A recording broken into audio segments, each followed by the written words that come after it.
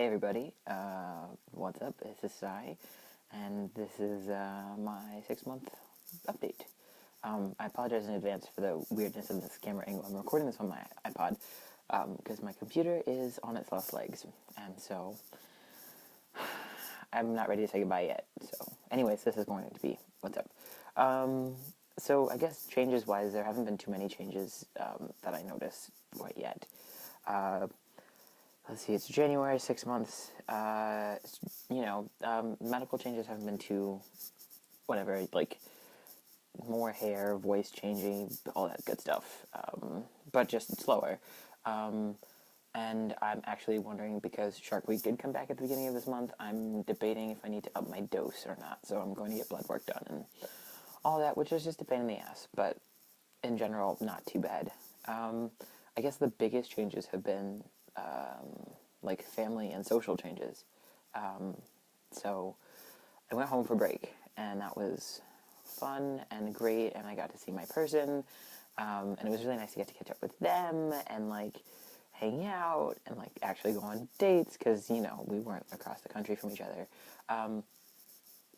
But like my family was really interesting, so it was the first time that they had seen me and really talked to me since starting hormones. Not my immediate family, but my extended family, because it was Christmas, and that didn't go as well as I planned. I guess I didn't really plan anything for it, but after a conversation with my aunts, they basically were like, "We love you because you have our name, but we don't love you because you're trans and gay, and we want you to change your choices, and we don't agree with them, and we think that they're bad for you, and we're praying for you to change." And that was really rough. I think, like, it's one of those things where you can read about the statistic of, oh my God, families reject you, and my immediate family is great. They've been supportive and just about everything, but they don't necessarily break down like what that family feels like. Especially when it's extended family. So that happened right before Christmas, and so I was like, I'm done. Like, I shouldn't have to sit through this. And I told my dad, I was like, Dad, and my mom, really. I told my dad. My mom was not particularly pleased.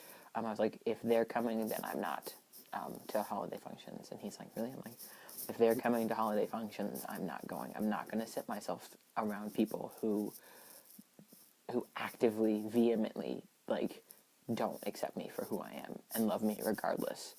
My mom's like, well, they're entitled to their opinion. I'm like, you're right, everyone is entitled to their opinion. But that entitlement also comes with consequences. And so the consequences for them vocalizing their opinions means that I don't have to be around them, and I shouldn't have to be around them. And if you want to spend more time with them, that's okay. Like, they're family. But what that means is your kid won't be there. And so I'm not asking you to choose or pick sides. I'm just telling you that if they're going, I'm not. And my mom was less than pleased about it, and my dad was like, oh, well, that's easy. Like, you're my kid. Like, there's no questions. And so Christmas was kind of awkward this year. It was like family, and my best friend came, which was really, really great because I kind of needed him there because one of my aunts showed up, and I was like, great. But for the most part, like, people don't talk about that, like, the family relationships. And, like, I know there are some folks in my family who have no idea what's going on because I haven't come out to them. And there are some folks who know what's going on but don't really know what this, like, looks like or, like, how it manifests itself. So that was the first encounter. And I'm kind of scared, but not really at this point in my life. I don't really have time for bullshit. So while I can be triggered by initial moments, I'm at the point where I'm across the country and I don't have to go back if I don't want to. So that definitely, like, kind of had me thinking about, like, what does this summer look like, when I go, quote unquote, home, or do I go elsewhere? So that was that. Also, family things are rough, like, in a non-related trans thing note. Like, I would not consider myself a grown-up, but I'm an adult child. And so staying with my parents for a long period of time was kind of just rocky, and autonomy and, things like like, I'm going out. And they're like, where are you going? Who are you going with? Give me their numbers. And I'm like, I'm going out. Goodbye. So like, things like that. But overall, it wasn't awful. They were, like, it was nice to see them again and nice to get connected with some folks, but definitely kind of sucky in some parts. I did get to say, like, spend some time with my grandparents, and I spent some time with my grandma. We went out for coffee, and I love her to death. Like, it's great, which is just really kind of scary, considering that both my grandparents are, like, in their mid-90s, and I'm like, oh, I hope this year's not the year, so that's real. But then, like, in addition to, like, socialization cues, like, society's been really different. My partner, who is trans, presents femme and, like, masculine / butch / like, genderqueer, androgynous, and it's definitely noticeable to me now that if they're presenting femme, they read us as straight, and if they're androgynous, they read us as a gay couple, and the femme, like, being read as a straight couple is something that I've never ever had to happen in my life, and so that was really new and kind of scary almost, of like expectations about gender and gender roles, and I was like, oh my god, this is awful, I don't like this, and we were both like, I don't like being read as a straight couple, like, how do we fix this, especially I think because everybody else is seeing us as straight, and we are so far from straight, it's not even funny. What else? I mean, like, everyday interactions are kind of interesting. I'm like 85% young dude-ish, and I feel like half the time people look at my ID card picture, and someone was saying, like, I look androgynous enough to where I could say that it was, like, a younger me, and no one would say anything, especially because I, like, cut off all my hair now. So yeah, that was fun. I still feel like gay male spaces are still really difficult to exist in. I went to P-Town with some folks for, like, an educator's retreat, and while the retreat itself was informational and, like, helpful to me, like, just being surrounded by that many, like, white gay men as, like, a young trans dude was really interesting. Like, I was mispronounced, like, a good chunk of the time by folks who didn't know me, weren't in the sessions, etc., etc. And so I was really triggered by that, and especially, like, P-Town is known for being, like, home to bears and, like, a particular community of, like, masculine individuals, and I definitely see myself there.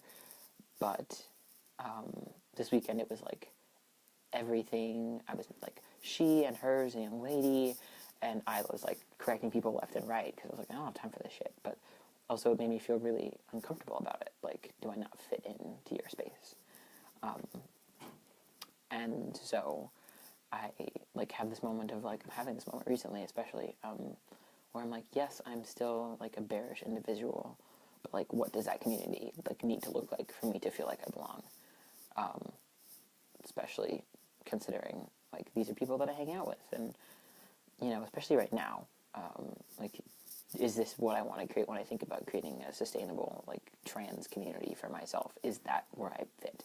So, lots of good questions about, like, social transition and what that really looks like.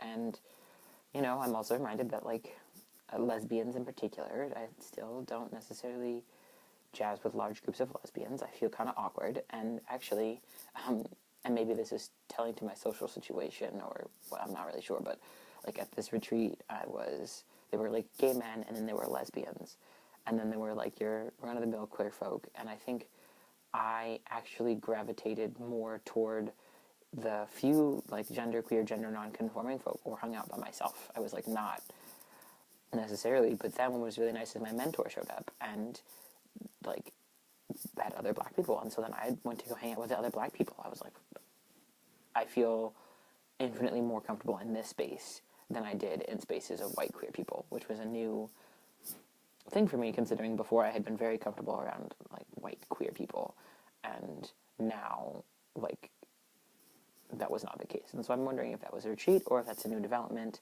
or if that's compounded with the fact that I live in fucking Western Massachusetts, and, like, it's a sea of whiteness everywhere, like from the people to the fact that like there's snow outside because it's winter, which I am not okay with, by the way.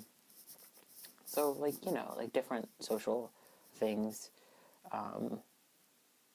Part of me wonders if there are some students, because I work with students, if some of them know that I'm trans and haven't said anything, or they don't know. I use like neutral terms for my partner and all sorts of stuff. So it's kind of like towing that fine line between out and not out. And I never thought I would live my life anyways without being able to like have that be a point of reference, my transness be a point of reference to people. So I'm kind of like, this is new, in regards to potential, like the idea of being stealth. And I never thought of it except for a nope. And I'm still, even to this day, I'm like, nope. But then part of me goes, how much do people actually need to know about my history? So yeah, definitely some social thoughts to think about as far as like social transition, which I don't think ever crossed my mind before starting testosterone, and I don't think anybody really prepares you for. I'm just looking at my eyebrows and they look really good right now. I know, like, it's totally random and not on serious topic, everybody. Like, do you see those? Sorry. Yeah, but definitely, and then like someone was saying like how that behavior is not necessarily masculine, and I'm like, who are we to design gender roles and attributes to particular behaviors? I think that whole practice is stupid. But yeah, I guess I'll make another update next month. Hopefully it will be warmer and I won't have homework to do. So yeah, catch you later.